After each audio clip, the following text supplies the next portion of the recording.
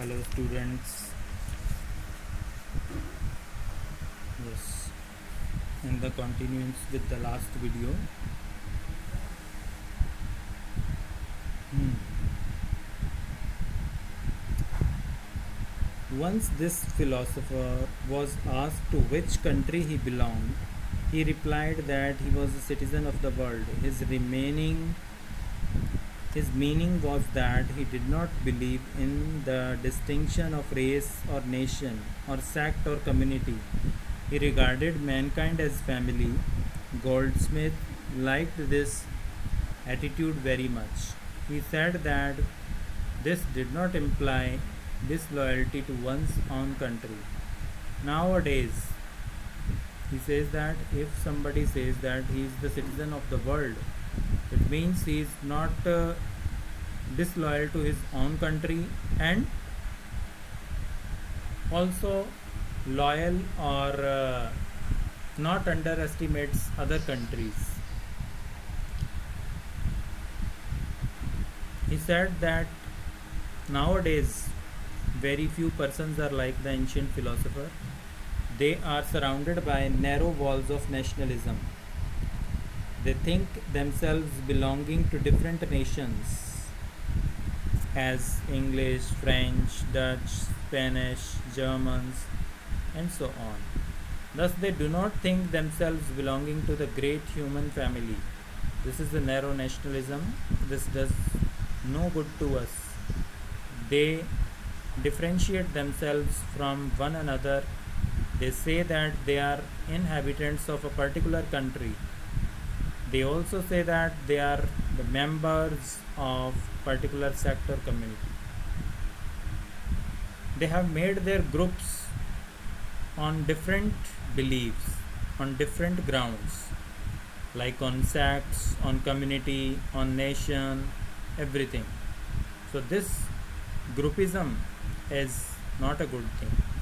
Thus, they do not regard themselves as common inhabitants of the earth. At the same time, they do not consider themselves members of that magnificent human society, which includes the whole mankind.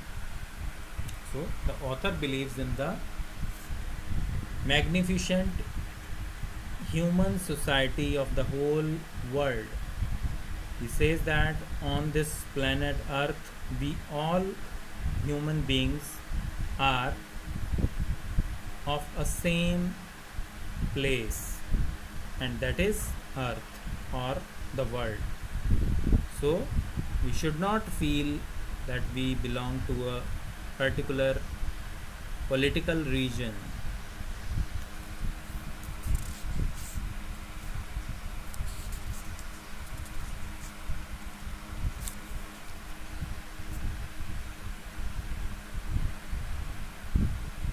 Goldsmith says that some persons talk very proudly about the greatness and goodness of their nation.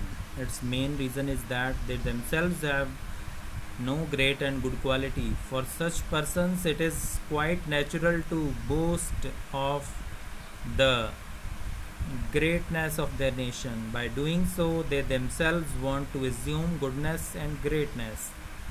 To support his statement, Goldsmith gives an example. He says that the creeper is weak and tender. A creeper who is weak and tender and takes support of a tree.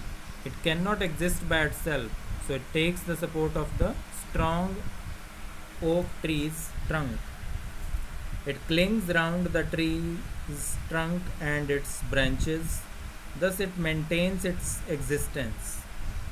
So, the existence of a creeper is not possible without the support of a strong tree, which is true of a creeper. It is also true of a man who has no good quality in himself. Such a man boasts of the greatness of his own nation. He thinks that by doing so he himself can become great. Such men have no social status or good quality. They are ordinary persons. He says that if a person has good qualities on his individual basis, he need not take the name of his nation to feel a matter of proud. But if a man has no good qualities on his individual, he will take the support of the name of his nation.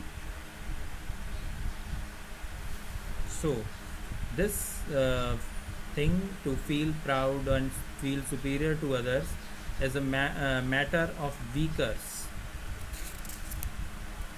They want to acquire greatness by boasting that their nation is strong and great.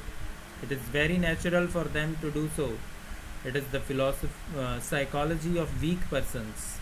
To appear great in the eyes of others, they talk of the greatness of the nation to which they belong. Goldsmith has a cosmopolitan outlook, is conscious of the weakness of the English character. So, being cosmopolitan, Goldsmith believes that no one should feel pride on his own nation, because every nation and its nationals have good and bad qualities. So, no one is superior and no one is inferior. We should feel that we belong to a single community or a single society, and that is human society, which is spread throughout the world. We should not think that we are the citizen of some particular region based on political or geographical locations, but we should think that we belong and we are citizens of the whole world. So, this was the intention of the author for the readers. Thank you and have a nice day.